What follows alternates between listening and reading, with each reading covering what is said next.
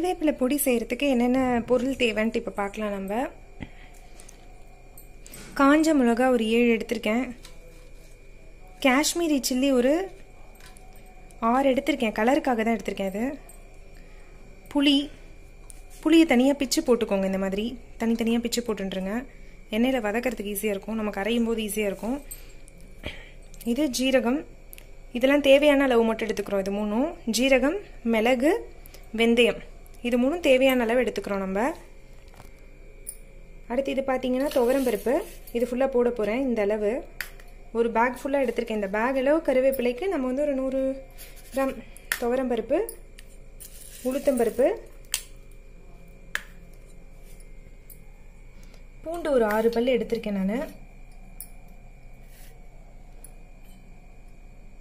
கடலைப்பருப்பு இந்த அளவுக்கு, அதே மாதிரி ஒரு 100 கிராம் இந்த கப் அளவுக்கு, கப்பில் கொஞ்சமாக எடுத்திருக்கேன் நான். அடுத்து பெருங்காயம், நம்ம தூள் பெருங்காயமாக எடுத்திருக்கேன் நான். ஒரு தடவை சொல்கிறேன் பார்த்துக்கோங்க. காஞ்ச மிளகா, காஷ்மீரி மிளகா 7-6 எடுத்திருக்கேன். புளி பிச்சு போட்டிருக்கு. மிளகு, ஜீரகம், வெந்தயம் தேவையான அளவு. இது 3 வந்து உங்களுக்கு அதே அளவு தான். உங்களுக்கு கடலைப்பருப்பு, உளுத்தம்பருப்பு, துவரம்பருப்பு இதில் என்ன அளவு எடுத்திருக்கேனோ அதே அளவு தான். பெருங்காயம் கொஞ்சம் 6 பூண்டு எடுத்திருக்கேன். இதில் வந்து பார்த்தீங்கன்னா நம்ம வெயிலில் காய வச்சு எடுத்துருக்கிற கறி லீவ்ஸ் இருக்குது, கருவேப்பிலை. ஸோ அடுப்பில் லைட்டாக எண்ணெய் விட்டுண்டு ரெடி பண்ணிக்கலாம். இப்போ நம்ம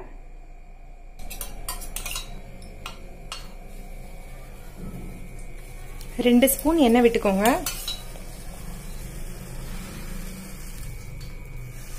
பொடிக்குன்றதுனால கம்மியாக எடுத்திருக்கேன், எண்ணெய் கொஞ்சம் கம்மியாக விட்டுருக்கேன். சிம் பண்ணிக்கோங்க அடுப்பை.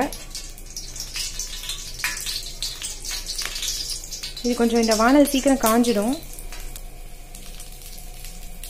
ஸோ கடலைப்பருப்பு, துவரம்பருப்பு, உளுத்தம்பருப்பு 3 ஆட் பண்ணிட்டேன் நான். இப்போ வறுத்துருக்கேன்.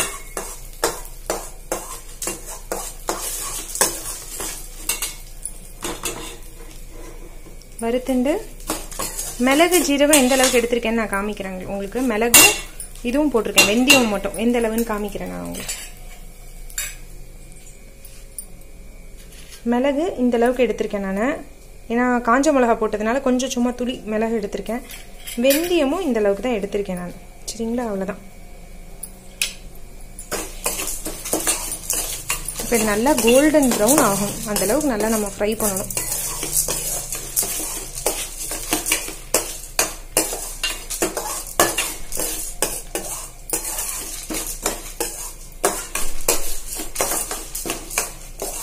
சிம்மில் வச்சே ஃப்ரை பண்ணுங்கள். எப்பயுமே பொடியெல்லாம் கொஞ்சம் சிம்மில் வச்சு ஃப்ரை பண்ணிங்கன்னா தீஞ்சிடாது.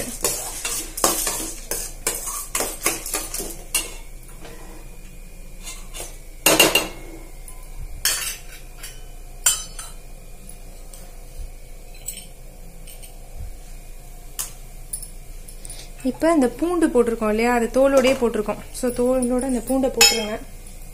இந்த ஸ்டேஜில் கொஞ்சம் ஃப்ரை ஆகிருக்கு. ஜீரகம் ஆட் பண்ணிடலாம். ஜீரகம் இங்கே பார்த்துக்கோங்க.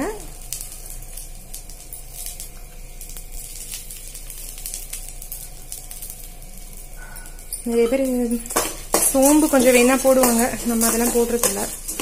அப்புறம் ஜீரகம் போட்டாச்சு. இதெல்லாம் நல்லா ஃப்ரை ஆகட்டும். இப்போ கொஞ்சம் டைம் கொடுங்க, ஃப்ரை ஆகட்டும் நல்லா.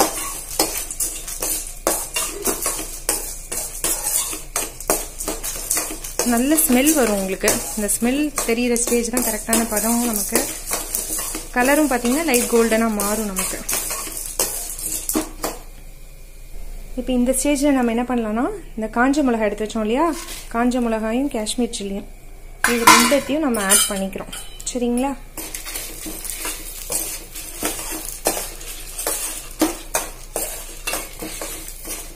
தனித்தனியாக வறுத்து எடுத்து பண்ணுறாங்க.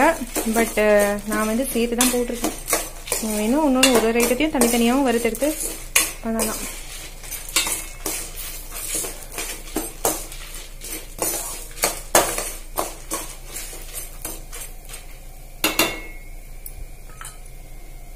ப்ரெக்னெண்ட்டாக இருக்கவங்கலாம் இதை எடுத்துக்கலாம்.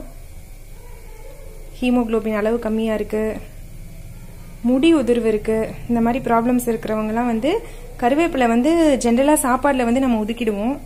ஸோ இந்த மாதிரி நம்ம பொடியாக எடுத்துக்கும் போது அதோட ஃபுல் இதுவும் நமக்கு வந்து அந்த பெனிஃபிட்டும் நமக்கு கிடைக்கும். இன்னொன்று என்னென்னா, இட்லி தோசைக்கு மிளகா அப்படி தொட்டுக்கிறச்சே அதை போட்டுக்கலாம். அது ஒரு இது இருக்குது நமக்கு, மெயினாக அதுக்கு தான் யூஸ் பண்ணுவோம். இன்னும் பார்த்தீங்கன்னா, இப்போ நம்ம ஏதாவது கரும்பு இது பண்ணுறோன்னா, பொரியல் ஏதாவது செய்கிறச்ச நாம் வந்து மிளகா அப்படி போட்டுருச்சு இதுவும் ஒரு சும்மா லைட்டாக தூவி விட்டோம்னா, நமக்கு கருவேப்பிலைக்கு பதில் இதை தூவி விட்டோம்னா அந்த ஸ்மெல்லும் நமக்கு கிடைக்கும், ஃபுல் ஸ்ட்ரென்த்தும் நமக்கு அதோட இது ஃபுல்லாக யூட்டிலைஸ் ஆகும் நமக்கு. இப்போ பெருங்காயம் போடுறேன் நான், பார்த்துக்கோங்க.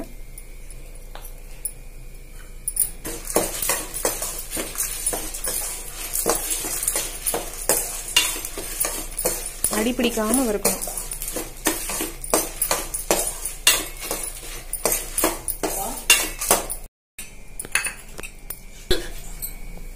கடலைப்பருப்பு, உளுத்தம்பருப்பு, துவரம்பருப்பு, காஞ்ச மிளகா, பூண்டு, காஷ்மீரி சில்லி, மிளகு, ஜீரகம் இதெல்லாம் ஃப்ரை பண்ணி ஃபர்ஸ்ட் பேட்ச் எடுத்திருக்கோம். ஸோ இதை வந்து நான் இப்போ அடுப்பு ஆஃப் பண்ணிட்டேன், ரொம்ப தீஞ்சிட போகுதுன்ட்டு. என்ன பண்றோம்னா, இதெல்லாம் வந்து இந்த மிக்ஸி ஜார்ல டிரான்ஸ்ஃபர் பண்ண போறேன் நான்.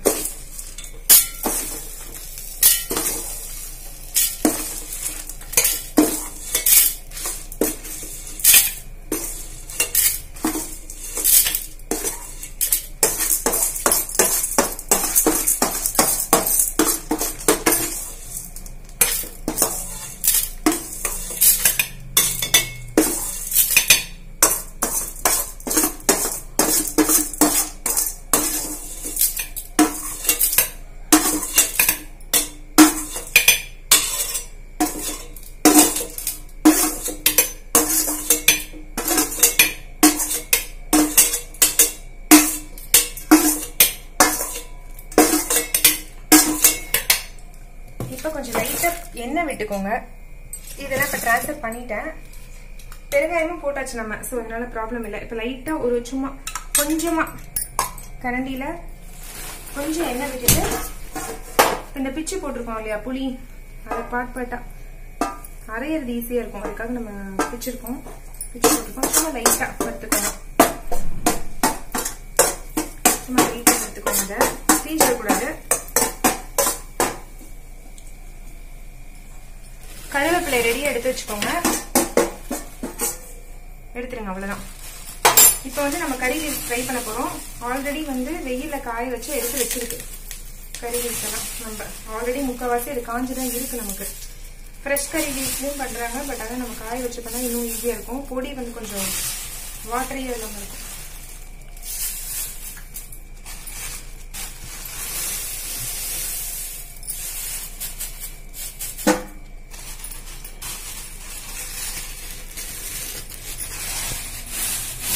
ஆல்ரெடி ஹீட்ல வச்சதுனால இந்த மாதிரி கொஞ்சம் ஃப்ரை ஆன மாதிரி இருக்கு, ஹாஃப் ஃப்ரைடா தான் இருக்கு நமக்கு. இப்ப என்ன பண்றோம், லைட் ஃப்ரை தான், ஒரு 5 நிமிஷம் கரெக்டா இந்த கருவேப்பிலைய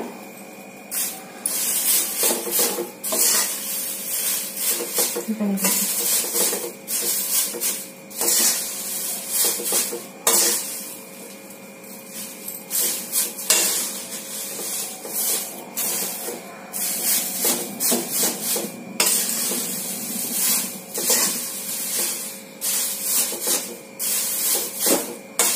கருவேப்பிலையோட வாசனை வரும், அதுதான் பதம்.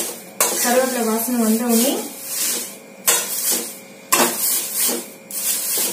எப்படி அரைக்கணும்னா, ஃபர்ஸ்ட் இதை பருப்பு எல்லாம் வறுத்து வச்சிருக்கோம் இல்லையா, இதை தனியா அரைச்சு எடுத்துக்கோங்க. அதுக்கப்புறம் கறி லீவ்ஸை போட்டு அதை அரைச்சு எடுத்துக்கலாம்.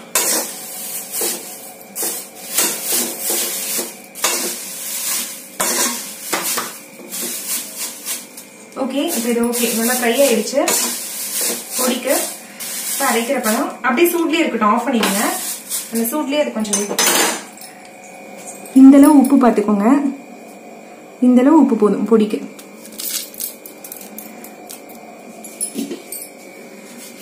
இப்ப அரைக்க போறோம்.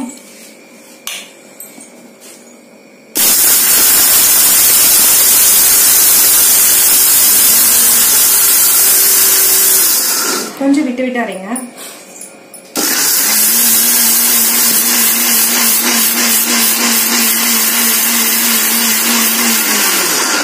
சாதத்தோட பிசைஞ்சு சாப்பிட்றதுன்னா நைஸா அரைச்சிக்கலாம். மிளகா பொடிக்கு பதிலாக எடுத்துக்கிறோம் அப்படின்னா நம்ம வந்து என்ன பண்ணலாம்னா, கொஞ்சம் குறை குறைன்னு அரைச்சிங்கன்னா நல்லா இருக்கும். ஸோ இப்போ பாருங்க எப்படி இருக்குன்ட்டு இந்த மாதிரி இருக்கு. இது போதும், நமக்கு நல்லா இருக்கும் சாதத்தோட தச்சு சாப்பிட்றதுக்கு, பொடிக்கு ரெண்டுக்குமே சூப்பராக இருக்கும். ஒரே ஒரு ரவுண்ட் விட்டேன்.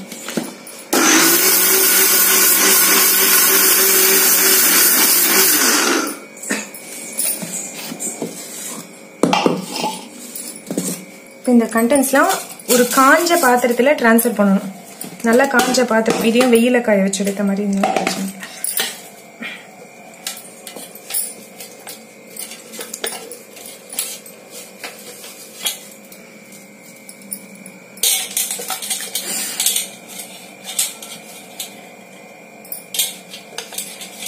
இட்லி பொடி கரைக்கிற அதே கண்டென்ட் தான்.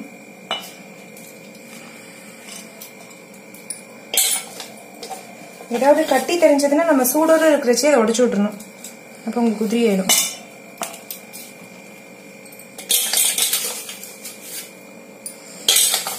இப்போ நம்ம ஜாரில் கொஞ்சம் கொஞ்சமாக கருவேப்பிலை ஆட் பண்ணி அரைக்க ஆரம்பிச்சிடலாம்.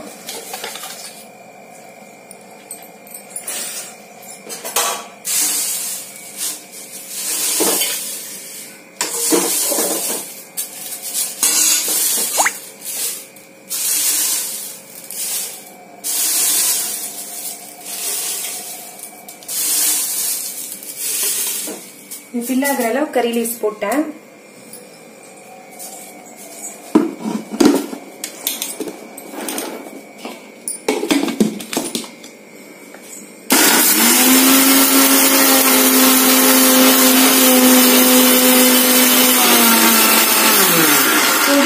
மிக்சியோட செகண்ட்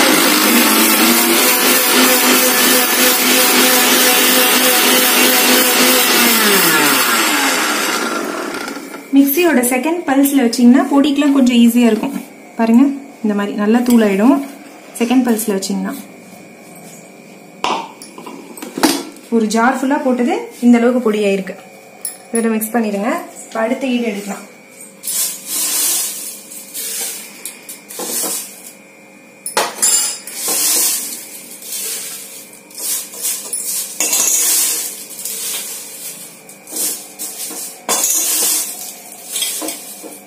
அடியில சப்போஸ் இன்கேஸ் ஏதாவது பிளாக் லீவ்ஸ் தென்பட்டுச்சுன்னா அதை எடுக்க வேண்டாம், விட்டுருங்க. கொஞ்சம் ப்ராப்ளம் இல்லை, அது கொஞ்சம்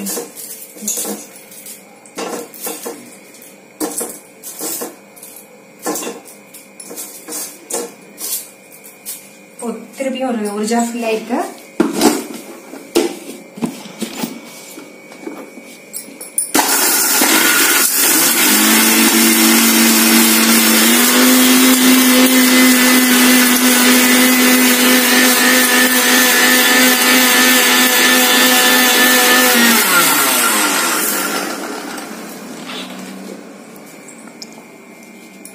பாத்தீங்கன்னா இன்னும் ஃபுல்லா லீவ்ஸ் ஆகல, கொஞ்சம் கொஞ்சம் திப்பி திப்பியா தெரியுது.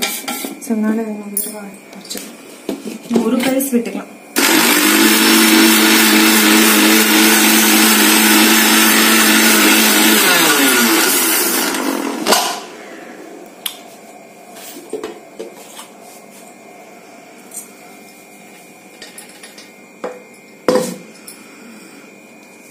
ஏதாவது லீஃப் இடப்பட்டுச்சுன்னா எடுத்துடலாம்.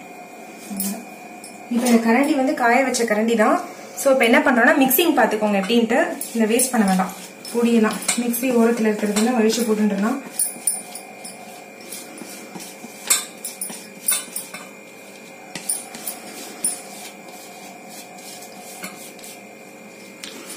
குழந்தைங்களுக்கு இட்லி மிளகு அப்படி பதில் இது கொடுத்தா ரொம்ப நல்லது. முடி வளராதவங்களுக்கு எல்லாம் முடி வளரும் நல்லா.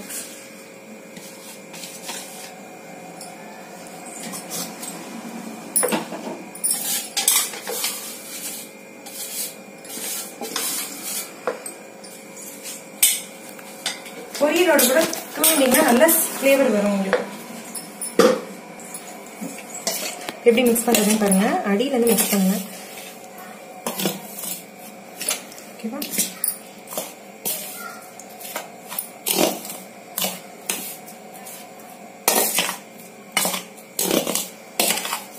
நான் இந்த கிராம்ஸ் கணக்கு அது மாதிரிலாம் பொடி எடுக்கல. நான் வந்து எப்படின்னா இந்த அளவெல்லாம் நமக்கு வந்து இது இல்லை. இந்த இவ்வளவு கருவேப்பிலைன்னா அதுக்கு இந்த அளவு பருப்பு அப்படிதான் எடுத்திருக்கேன் நான் காமிச்ச அளவுக்கு.